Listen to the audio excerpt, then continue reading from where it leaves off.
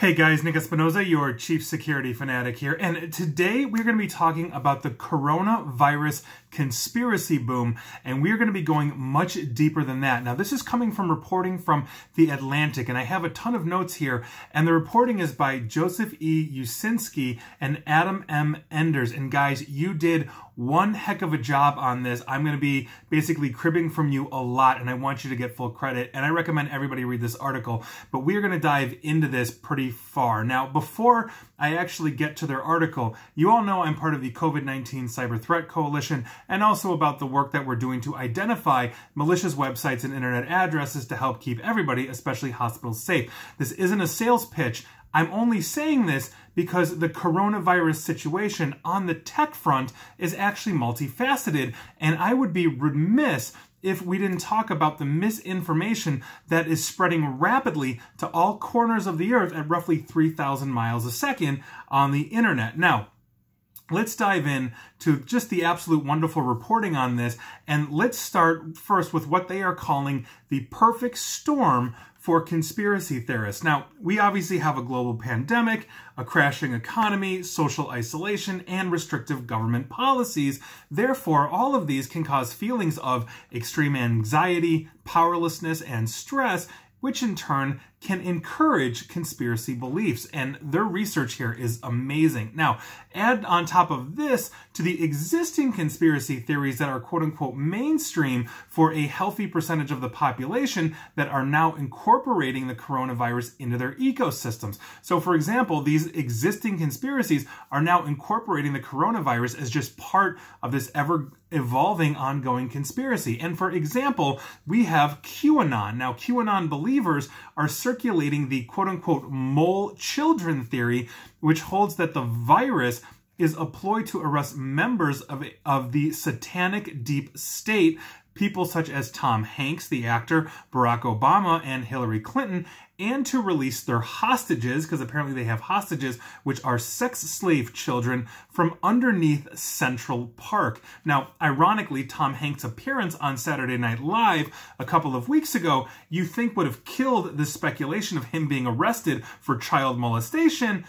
But in typical conspiratorial fashion, the believers simply explain this away, saying that Tom Hanks' monologue was a deep fake. And I have done videos on deep fakes before, but here we are. Now, with this explosion in coronavirus conspiracies comes an opportunity for social scientists to examine just how many Americans will actually adopt conspiracy theories given the right set of circumstances. Now, think about it this way. While laboratory experiments and public opinion surveys are useful for understanding the basic structure of conspiracy beliefs, and I am quoting them right now, they can't simulate real-world catastrophes of the kind that make conspiracy theories appealing to some people. And to continue quoting the article, it's wise to step back and use these unique circumstances to consider what conspiracy theories can tell us about the media, the government, and ourselves. It turns out they can tell us a lot. Now, according to these social scientists, mainstream coronavirus theories come in two different forms. Those that doubt the virus's severity and those that suggest it might be a bioweapon. Now, for example, and I am not getting political here, and if you've watched my videos, you know I just try to basically call balls and strikes, state the facts, and I verified quite a bit of this from the Atlantic article. They had links. I did my own research to verify this as I do my homework on all my videos.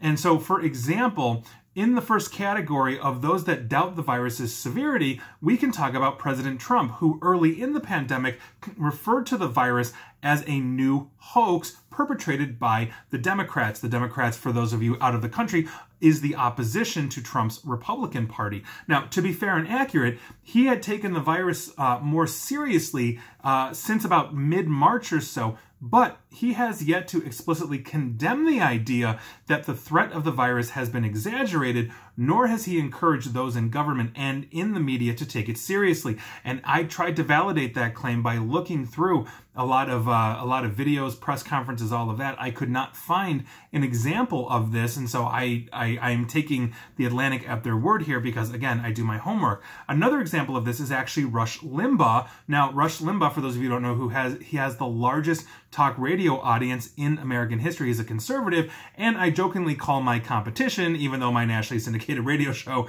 probably has one listener for every 10,000 of his, and I don't do politics, which is probably why my radio show is not nearly as popular. Now, Limbaugh has suggested that our public health officials are deep state operatives and might not even be health experts, and you can actually go watch those videos on YouTube from his radio show of him stating this.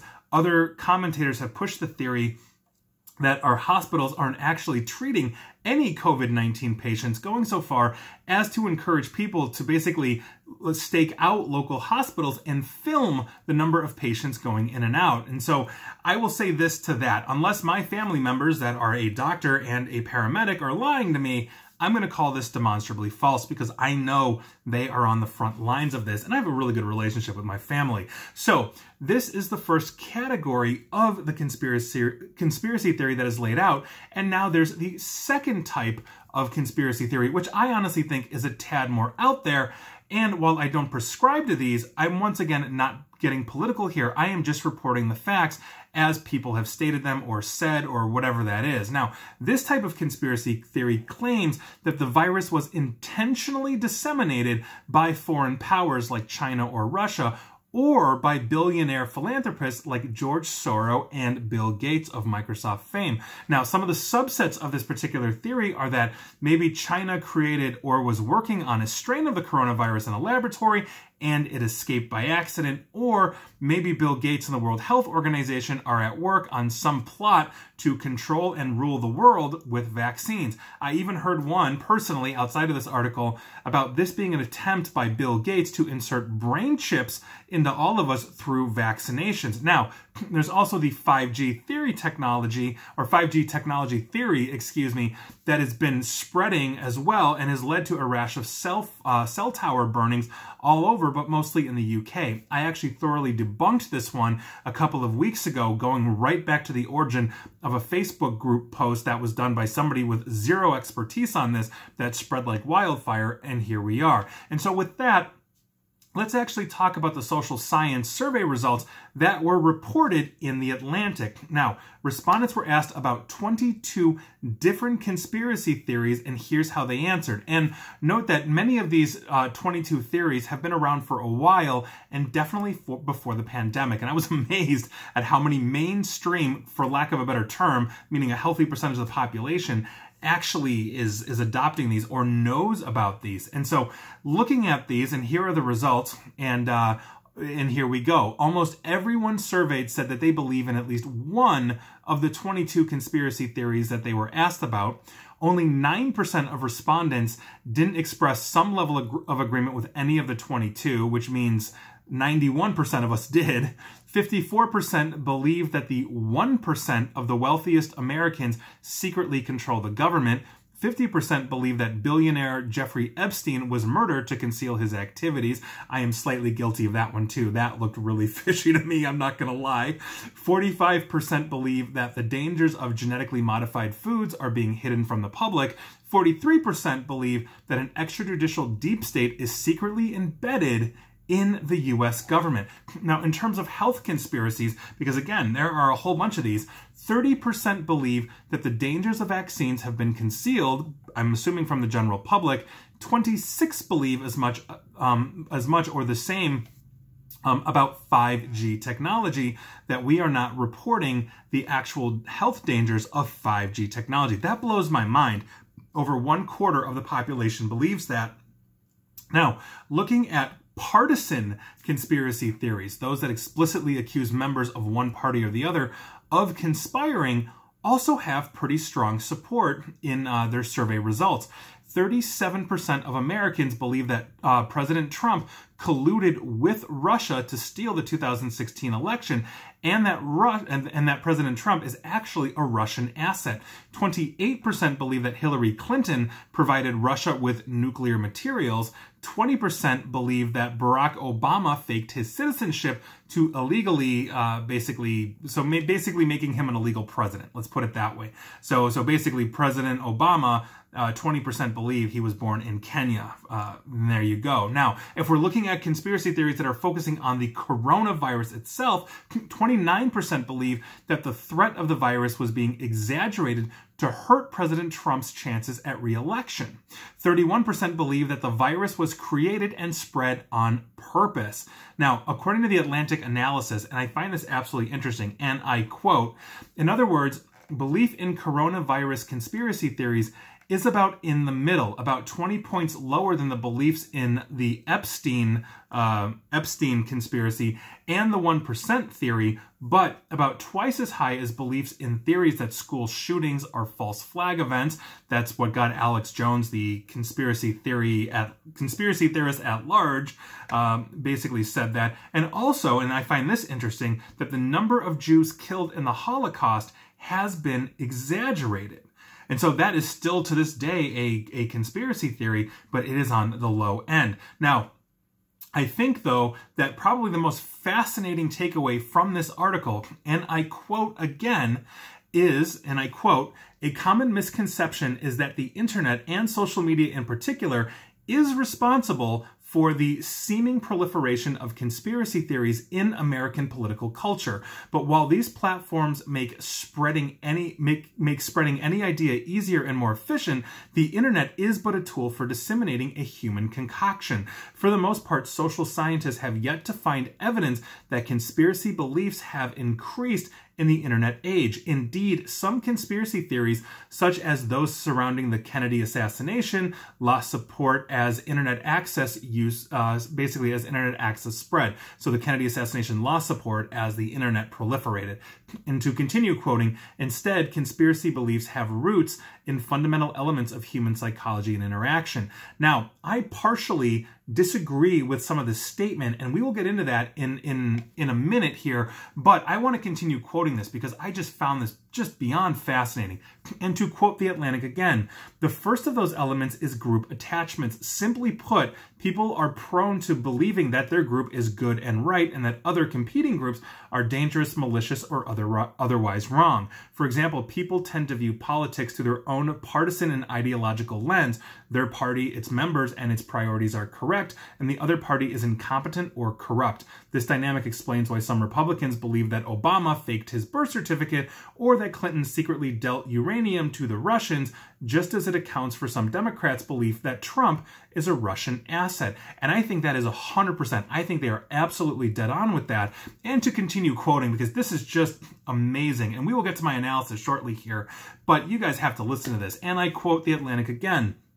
The second major causal factor behind conspiracy theories is conspiracy thinking, a worldview that predisposes people to interpret events and information as a product of shadow conspiracies or shadowy conspiracies. Now, in the survey conducted, basically they measured conspiracy thinking by asking respondents to react to statements such as, and I quote, the people who really run the country are not known to the voters. The Atlantic found that the respondents who agree with sentiments such as this tend to believe more conspiracy theories, and they believe them more deeply. In fact, their measure of conspiracy thinking strongly predicts beliefs in every one of the 22 specific categories that they asked the respondents about. Now, with that, here is my takeaway from this, because I find this beyond fascinating. I think it's important to note, and I think it's something the authors don't mention, is that it's rare, it's very rare, but what does happen on occasion is that a conspiracy theory ends up being true. Now, if that's true in the same sense, if we're thinking about this, we have to understand why, let's say, that super rare conspiracy theory ends up being 100% true. It might be true in the same sense that if you throw 100 darts at a dartboard, you're bound to get a bullseye at some point. Or is it because the logic itself in the theory panned out And that could be up for debate here. Now, as I mentioned, I have a slight issue with one of the conclusions they drew from this article, and to quote them before I dive in, their quote is, "For the most part, social scientists have yet to find evidence that conspiracy beliefs have increased in the internet age." Now, I'm the first to admit that I have not run a study or quantified this in any scientific way, so this is more anecdotal, but hear me out here, because I recently did an interview with the Flat Earth Movement leader, or one of them. This guy's name is Mark Sargent, who was super nice, by the way. We had a really long conversation after the interview. He's actually a really nice guy. You may know him from the Netflix documentary Behind the Curve, where he claimed in my interview with him that he now has millions of believers in Flat Earth around the globe. Now, I obviously found this claim a bit dubious. In my research of the Flat Movement, though, prior to this interview, because I research, before I talk to people, I found that prior to the internet, the presence of Flat Earth around the globe was basically a few thousand followers at best.